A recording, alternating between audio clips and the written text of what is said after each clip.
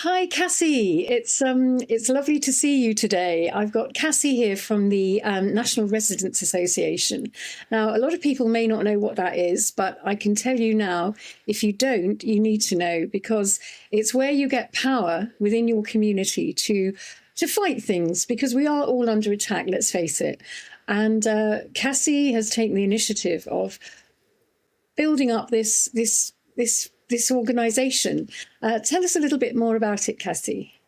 Hi, Sandy. Well, thank you for having me on, firstly.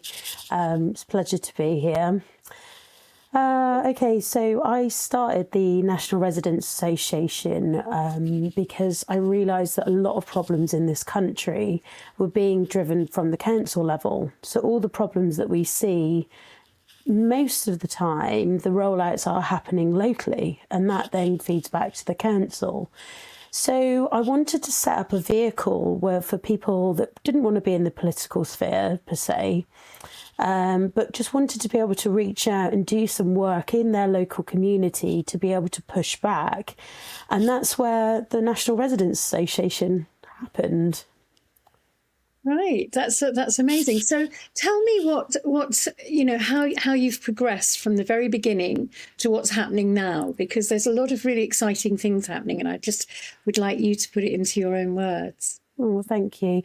So we originally started because we could see that the 5G rollout was it was increasing exponentially across the country, and that was one of our starting points in, what can we do to stop these masks, and how can we push back in our local area to stop them at the planning phase, ideally, so then that we can get the support of the general public.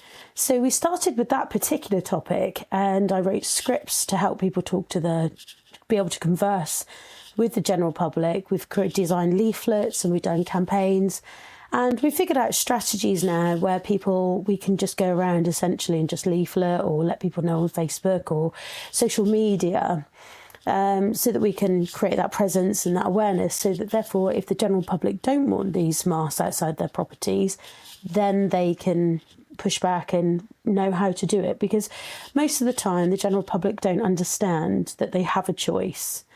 And that's one of the complexities that we're facing nationwide across this country.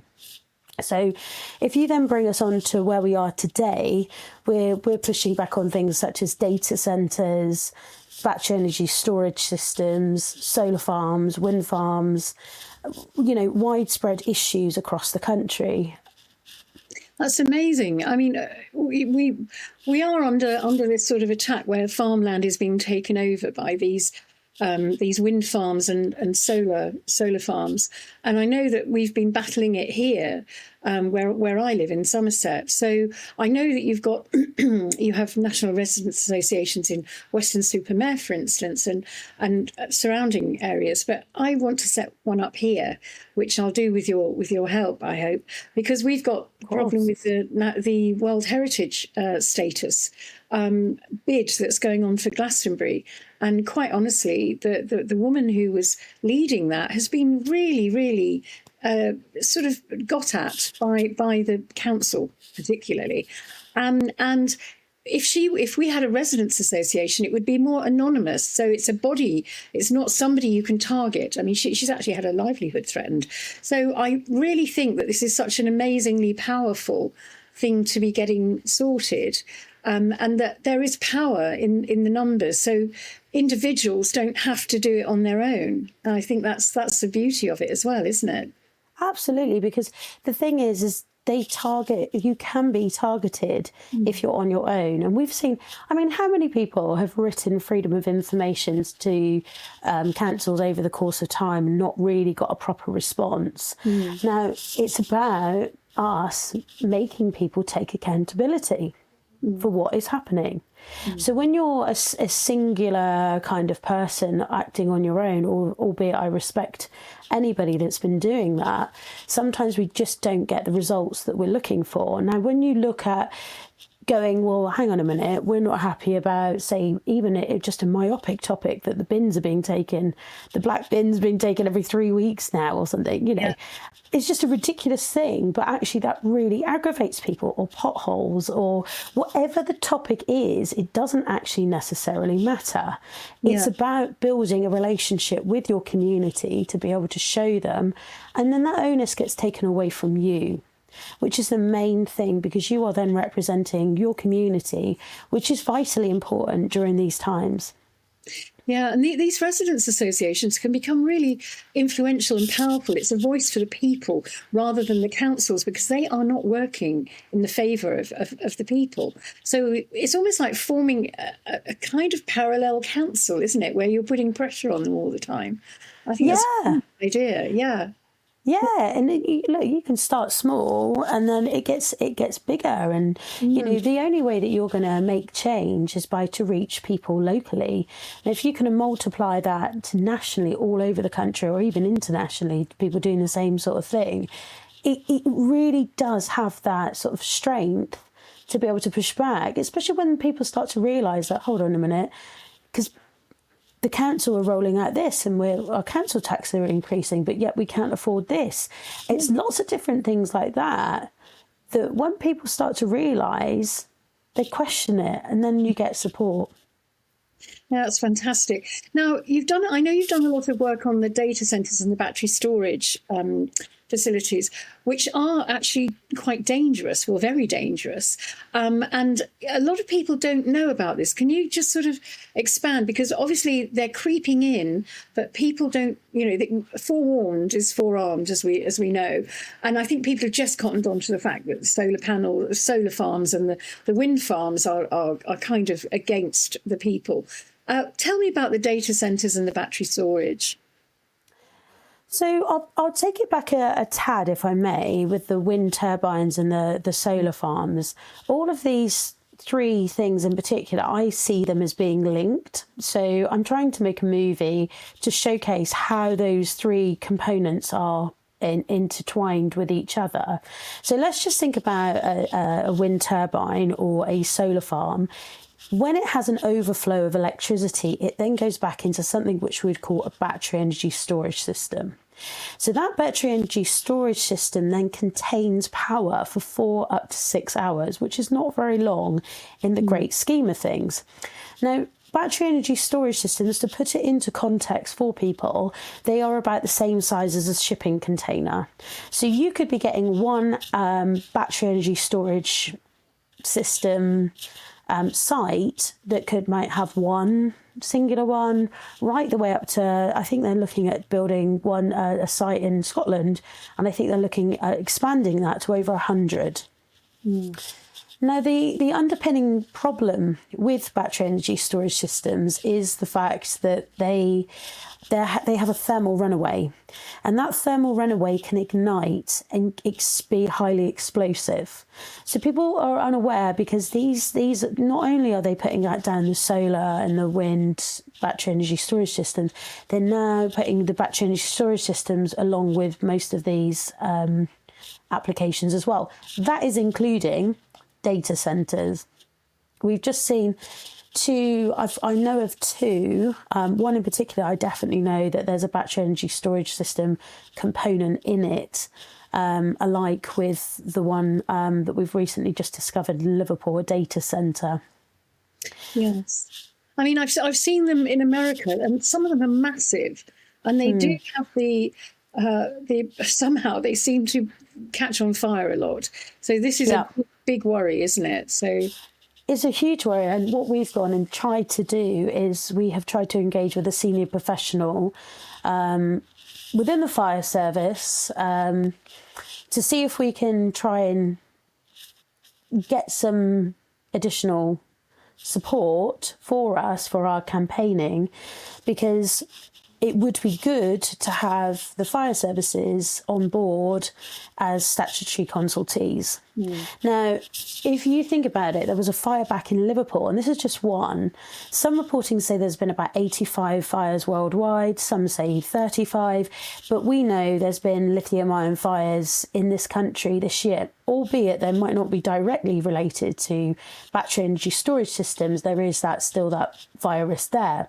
Now, back in 2020 in Liverpool, there was a fire that broke out, and that took 59 hours to extinguish. Now, I wrote to the Merseyside Fire and Rescue to identify, what has been done since, because that's really serious. Those people, I mean, now if we're going to be putting these up at a rapid rate across the country, which again, because there's so many other things that is happening all at the same time, people miss this component and they don't realise that this infrastructure is going to create a long-term issue. So that potentially means that we need these to be assessed further. So, for an example, there was an application that's gone in near a primary school up north. So can you imagine if there was a fire, then what would those risks look like? What would actually happen if children needed to be evacuated from the school? We just don't know. And is that's caused by the thermal runoff? It's quite highly combustible, is it? Yeah. It ignites, it overheats. Yeah. And the thermal runaway can ignite, and that's when the explosion can occur. Yeah. So right. it is very serious. I mean, there's so many things wrong about everything they're doing. Like, all these batteries in cars explode. I mean, it was a massive thing on the way to Devon on the M5 the other day, where a whole transporter burst into flames on the motorway, and it closed the way for literally 2 days because it was somewhere between from Exeter and Carlhampton or somewhere like that. And I couldn't believe it. There's the whole transporter, or one of the cars burst into flames, one of these electric vehicles that it was carrying, and it just ignited the whole lot, and it was a whole transporter of flames, and people were taking photographs of it. And I thought, these things are so dangerous, and that's why they're not allowed anymore on ferries and things like that. The insurance is way too much for the ferry companies. So even with all of that happening, they're still trying to force these things on us. Yeah. And it's because people just lack awareness, really. Yeah.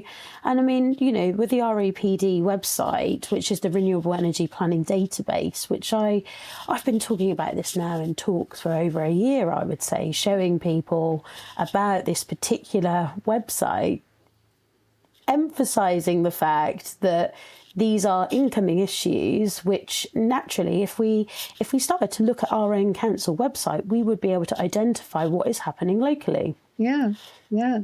And that's why, I mean, I think this is such a brilliant thing. And you've dealt with quite a bit of things, with sanctuary cities and all that sort of thing in Western as well. I know we've covered this on the column. And you've had a good deal of success with common sense prevailing within your residents' associations, for instance, in Weston-super-Mare. Well, I think I don't want to take any sort of credit for this one. So before I met them, they were working on this particular topic because they were quite concerned about some of the implications as to what was happening.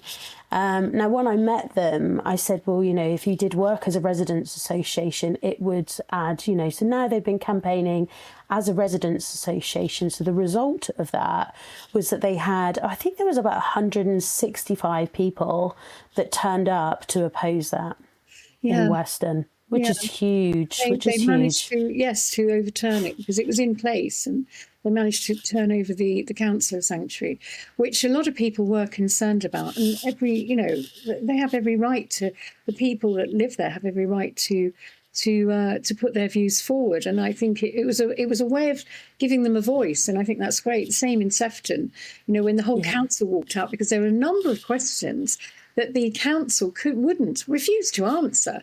And they said, look, we've asked you this question, this question, this question. And the whole lot walked out. They couldn't cope. They walked out of the council. But not only that, with Liverpool, there's more to this story, because not so long before this, only a couple of days before the council meeting, they found out that people were walking around with machetes Oh, machetes in this particular area in Liverpool, yeah. and children being followed, and so ultimately there was a huge concern for what was happening. They went out and reached out to people in that local area just by using a very generic leaflet, and had loads of new people turn up to their meeting, loads, Yeah. because they were worried and concerns. So it's a way of trying to reach people in order to be able to help. Yeah. No, that's fantastic. That's fantastic.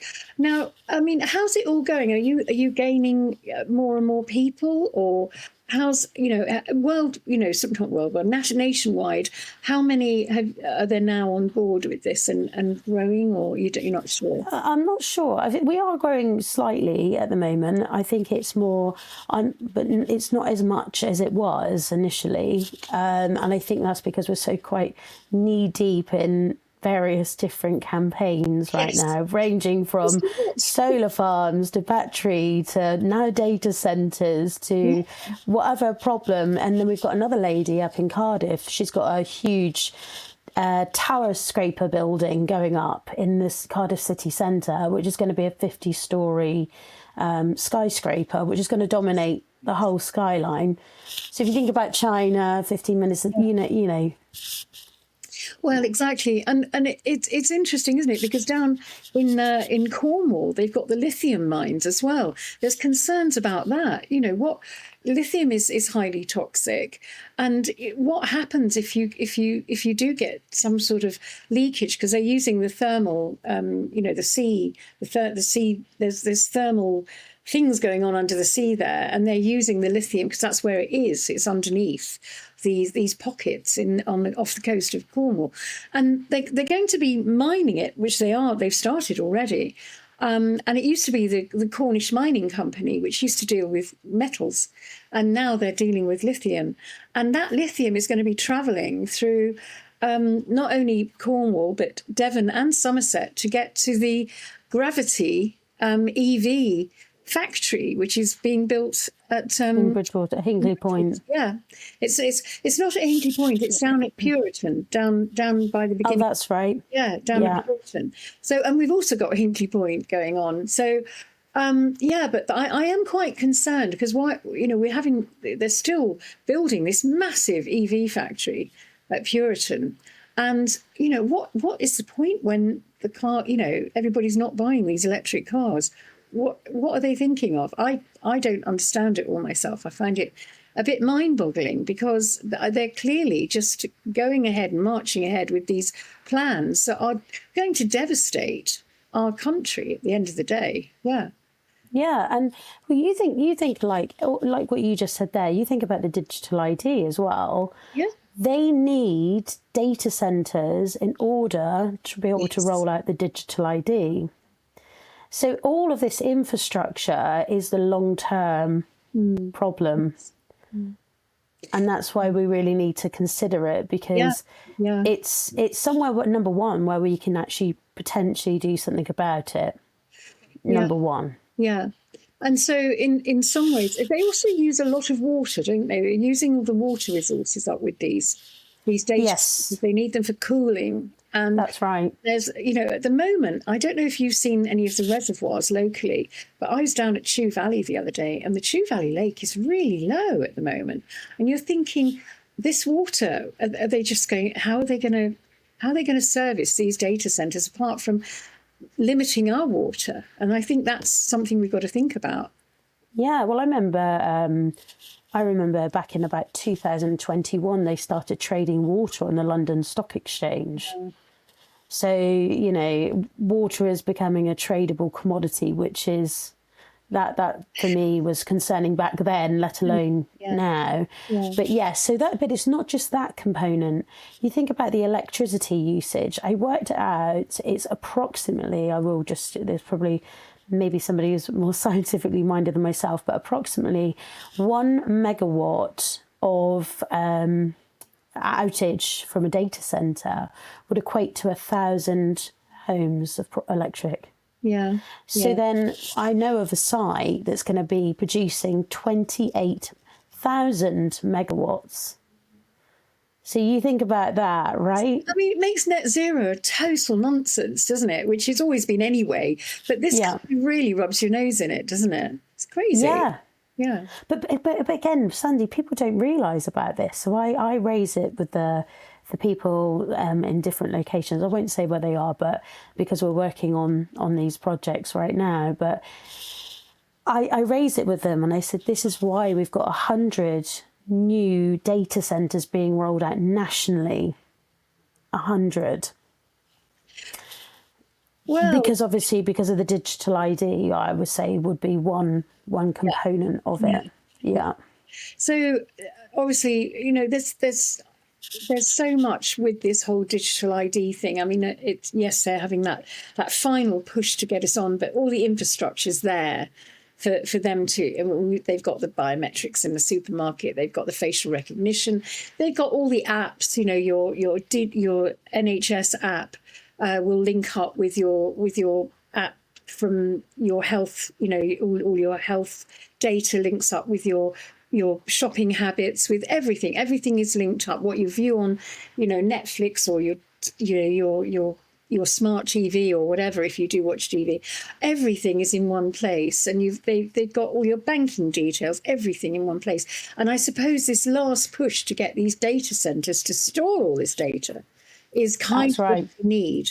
So if we can stall that, if we can, you know, it's about being strategic, isn't it? It's about stalling that inevitable thing, and finding ways around it. And I think, you know, the people at the end of the day are the people with the power. There are more of us than there are of them. And they just think that we'll just be compliant, and we're not. It's a bit like yes, there's a big march on Saturday, but so many people go on these marches and then they go home and think it's done, you know, and it's the constant battling with planning permission and everything is what actually gets things done. Yeah, that's right. And you know, you've got to get people on an issue that impacts them, because unfortunately most of the people around the country, they're so busy with their own lives or whatever they're doing, or they've done a bit of campaigning, they're tired.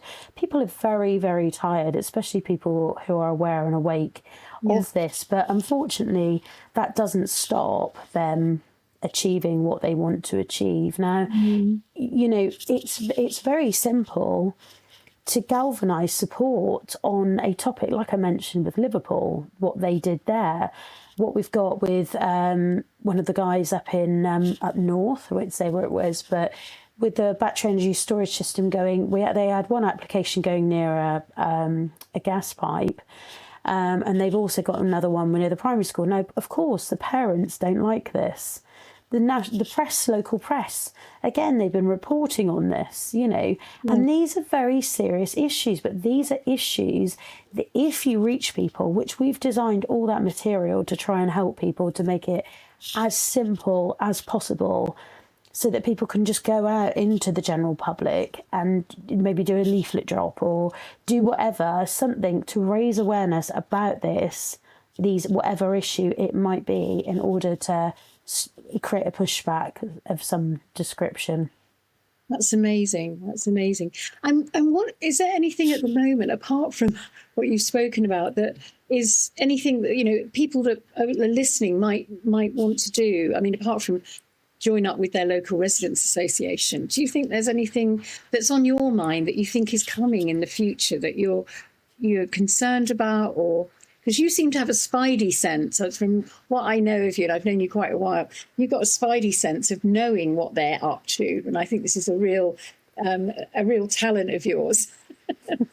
I do see things way in advance, and most of the time, Sandy, nobody wants to listen, right? No, tell me about it. I've got the same spidey sense, and I've had years of, you're talking rubbish. Oh, what are you on about? Yeah. Nobody wants to listen until it's due. Like, you know, I think to myself, you know, people talk about smart dust now, and I was thinking I was talking about that in 2020, let alone now. You know, it's crazy. Worry about. I mean, as if we haven't got enough to worry about. Smart dust is. I mean, I've been looking at that for years, thinking I don't really want to look at it, but it's there. You know, it's there in your peripheral vision, and I don't know. Are you doing anything with smart dust? No, I tried to pick my battles wisely, but my big one that I'm going to work on is drones. Drones, yes. Yeah, because obviously I woke up as I do. I have prophetic visions, and I could just see all these. So anyway, I don't really want to talk about that. But I knew, and I researched. I thought, oh no, they're coming in with the drones, and so I did a little bit of research, and I've been talking about drones probably now for about just under a year, I would say. Yeah. When I go out and talk to people, because I just don't think, again, that people realise the severity of that. Because if that infrastructure is there, then that will hold more things into place, which, again, the way that I feel that we might be able to do something about this is to stop smart poles, because smart poles potentially will have drone landing pads. So those drone landing pads will then inevitably help the drone recharge. Yeah. So that for me is a very, very big one. Yeah. And I think that that's a definite future issue incoming. Well, was it last week on UK Column? It's a week before. It was Monday week. I did do a thing about, because it came out in the press that they were going to hold this big drone exercise over the whole of Somerset. You probably saw it. Oh, in Somerset? I thought it was in Scotland. No, they've got Scotland, but Somerset is the latest one, and it's a big. Well, they're starting it this winter, because they've said, now bearing in mind you've got what was Westland helicopters at Yeovil. It's now called Leonardo. It's been bought up by someone else, and they're really focusing on drone technology there. And they're saying that they're going to roll out this exercise, and it's really about, and they've got an acronym for it. It's RESCUE, RESCUE, and I can't remember what it stands for now because it would be in all my notes. But anyway, it's to do with flooding. Now, this is what's so really annoying, is they want to get us used to seeing these things over our skies.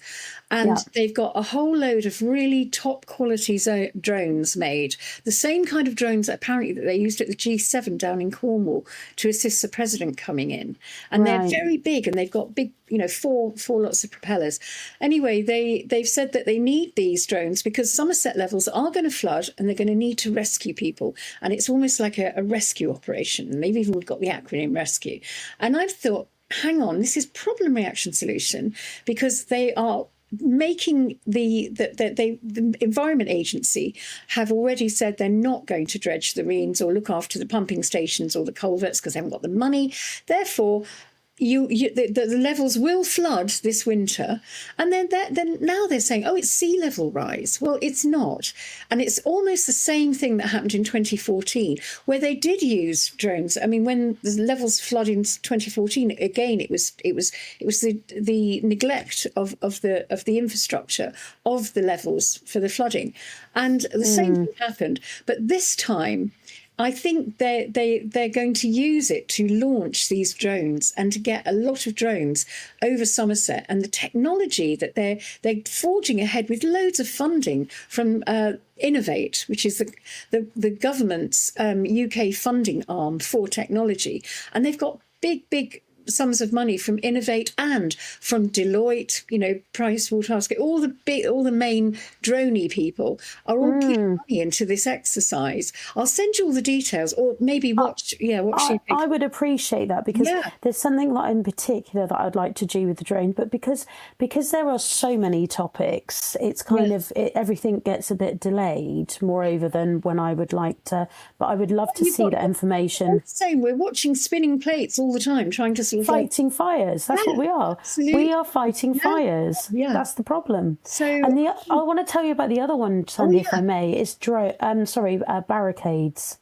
They are on motorways. They are building infrastructure which is slowing traffic down. But the other day, I was up near Hereford. I went up to do a talk, And there's a particular road, and it goes on for about 7-8 miles. Now, this is not the first time I've seen this in the country. I've also seen it near Lincoln and various other places. And what's happening is they're creating like a little wall as you're driving down the road, but you have nowhere to go.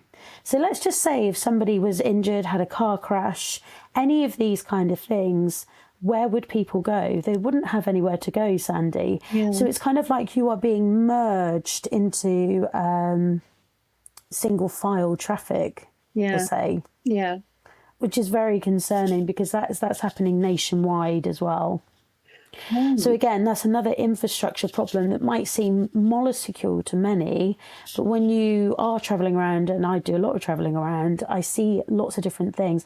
There is a little video I've created, so if anybody does want to watch it, we've put it on the YouTube channel. And what's the reason that they give for these barricades? What's the reason? Well, I was going to inquire, Sandy.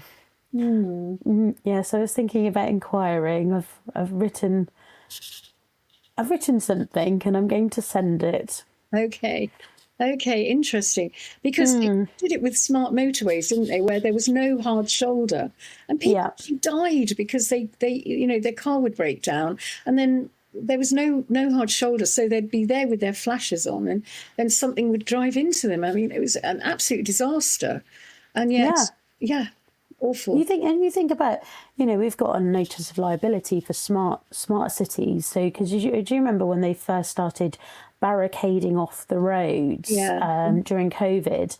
People died because the ambulance services could not get to their properties because they put these huge plant pots in, and obviously they were talking about social distancing and these kind of things.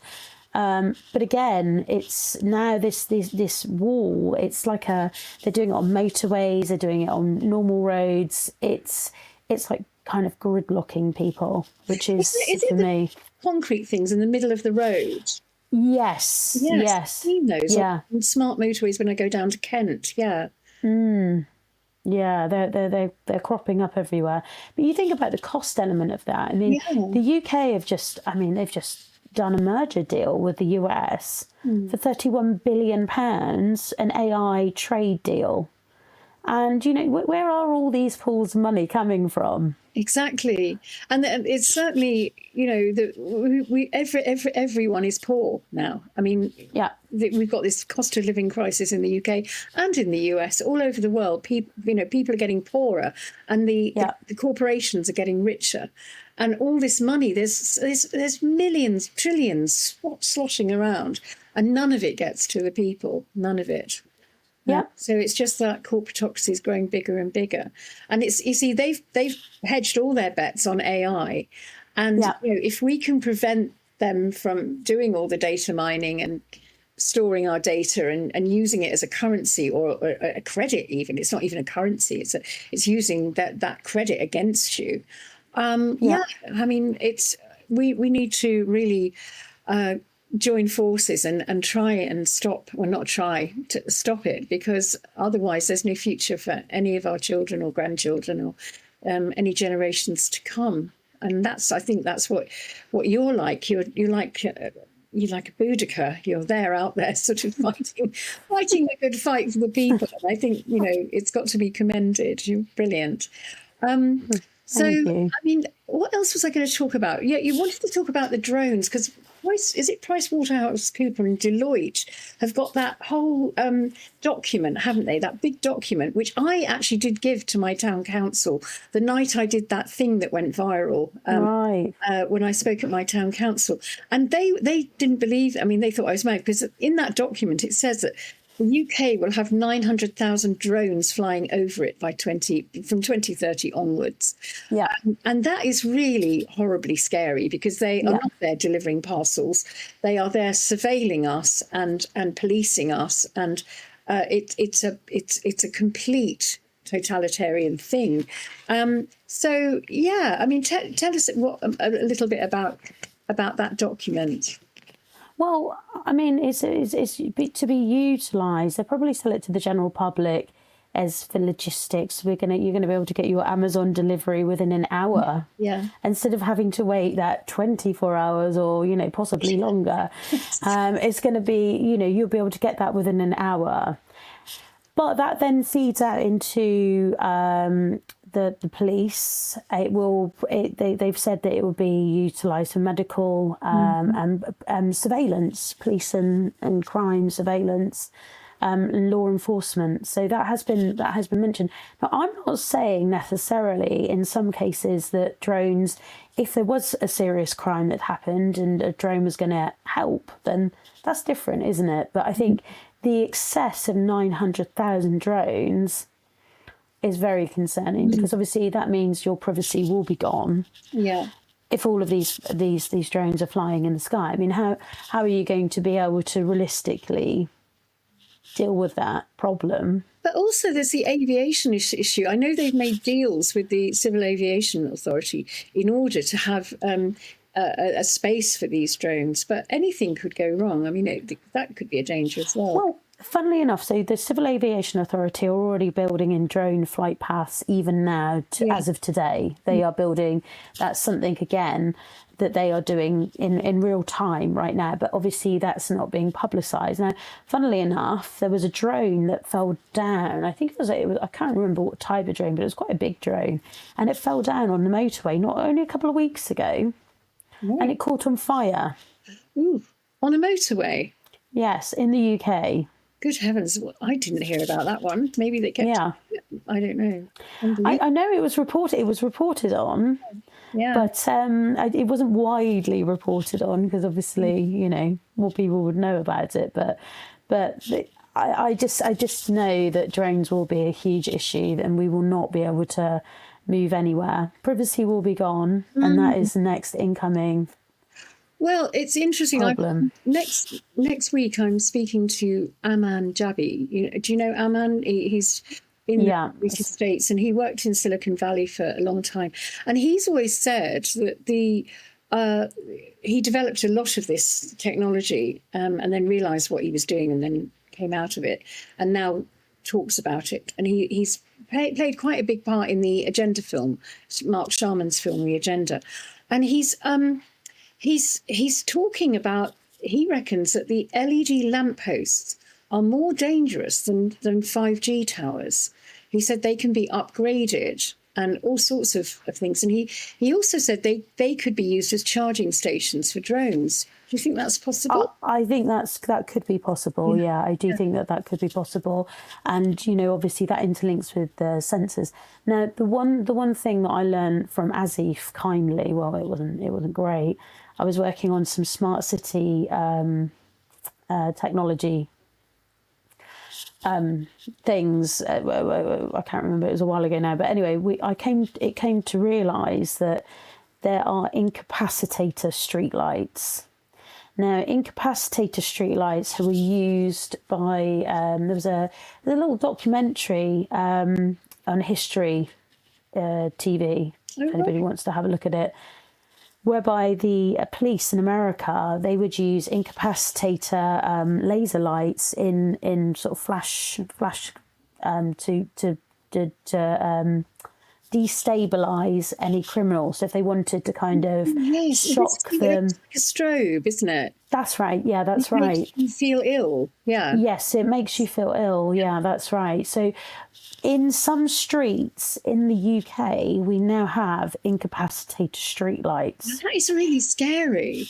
Yes. Is that for civil disobedience, for crowd control?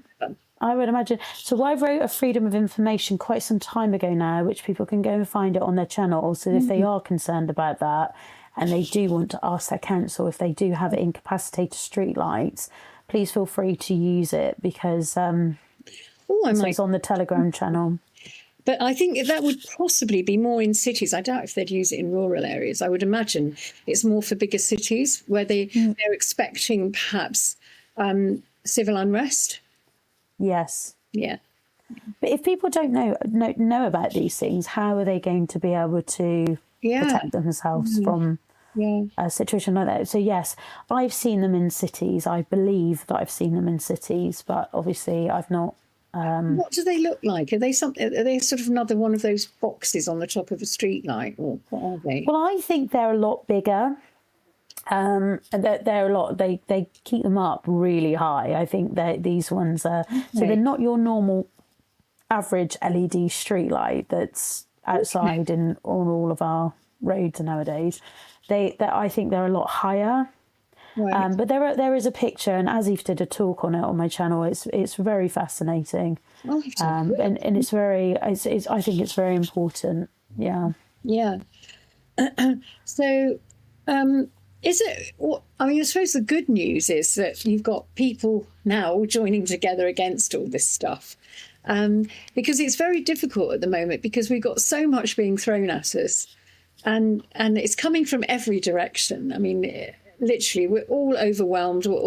I think a lot of people are traumatized at the moment since COVID, actually. People woke up and then they realised what's going on in the world.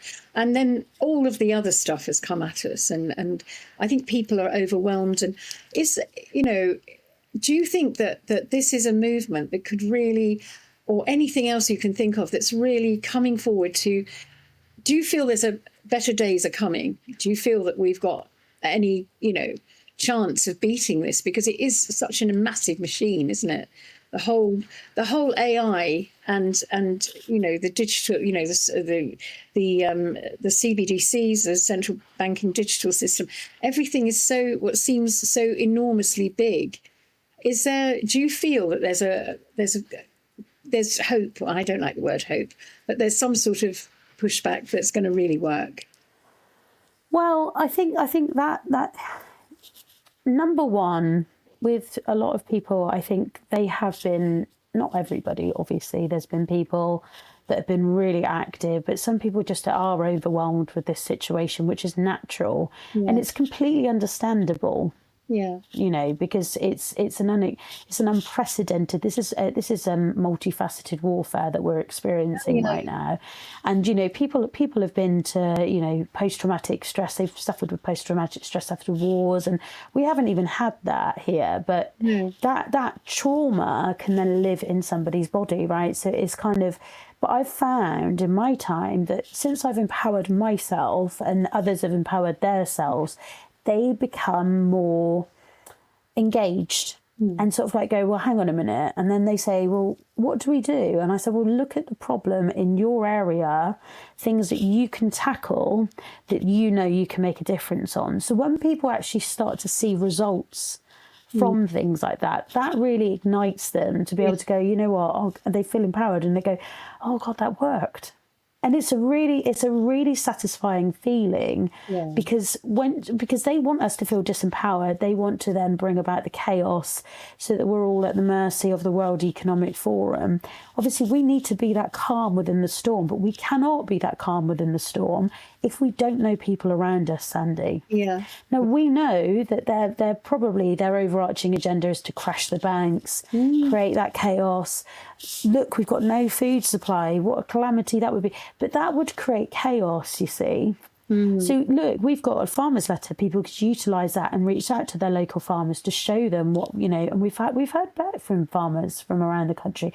So we've got lots of different templates to help people, but it's about galvanising people in their local area on a topic that might be totally like whether it's 24,000 homes that are being built and people don't want that in their local area, or a data centre, or the streets are unsafe, or whatever the topic might be. It doesn't actually matter. It's about starting again. And we can't start again without the support of people in our community. And I think we are the last line of defence, Sandy. We are the last line of defence. We don't really have anybody else on our side. The people are on in the whole of this. Our government are against us. Our councils are against us. We've got the police are against us. Everybody is against us, and we are in this situation now where we've literally got to fight for our lives. And this is a great way of getting people united in order to do that. I think Residents Association is amazing. So how can we What's the website? Just tell us what the website is. I'll obviously put it all in the show notes, but tell us about your website. Tell us about your channel, everything. Where can we get? Okay, so you can find us on, well, the National Residents Association website. We also have a Telegram channel where I usually post very regularly on the channel about a variety of different topics, whether that's videos that people have been to their council meetings or, you know, what they've done locally, petitions or whatever we've done, along with other news that's happening locally. I have started up an X profile. I've been a bit whimsidaisical with that because I haven't grown that, so I need to work on that one. And we've just started up a YouTube channel because our BitChute one was taken down, because obviously we're not allowed to utilise that in the UK anymore. So yes, we've got, and we're trying to upload all of our videos that we've done because we've been going since 2022, and we're trying to upload them slowly but surely onto our new YouTube channel. So if people want to check out some of the things that have happened, it would be a good place to go to.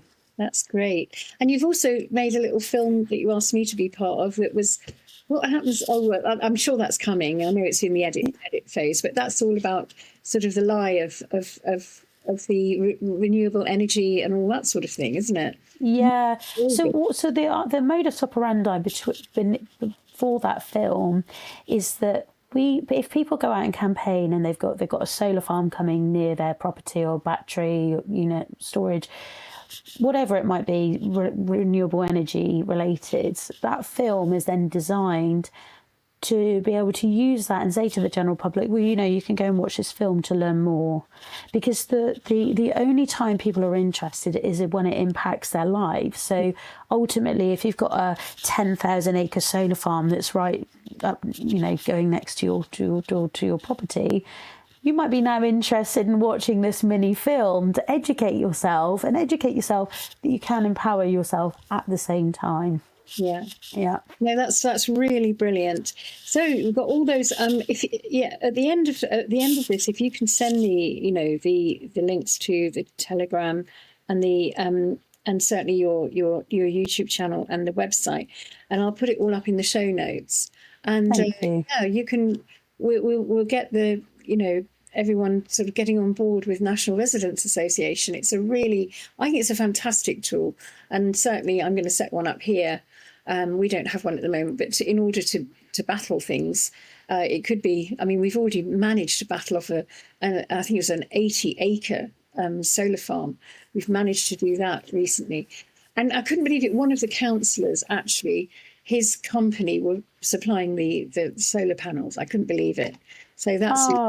Yeah, there's all sorts of stuff going on. So, yeah, we've got our work cut out. But I think, you know, you're an absolute warrior, Cassie, and thank you so much for joining me today. It's been absolutely... Is there anything else you'd like to say, or if you think you've covered it? I mean, if anybody does want to get in touch and you want to join us, we'll help you set up. We have regular weekly calls, so, you know, we all keep in touch with each other in various parts of the country. So it's really nice, so you don't feel alone, essentially. So, and I've also seen people start just one person, and that's evolved outwards as well. So don't feel that you haven't got the confidence to do something off your own volition. So I just wanted to kind of mention that. But thank you for having me today, Sandi. Thank you so much. And power to the people. That's what I would say. Yeah, absolutely. You've been it's our country. It's our country. Lovely. Well, thanks so much.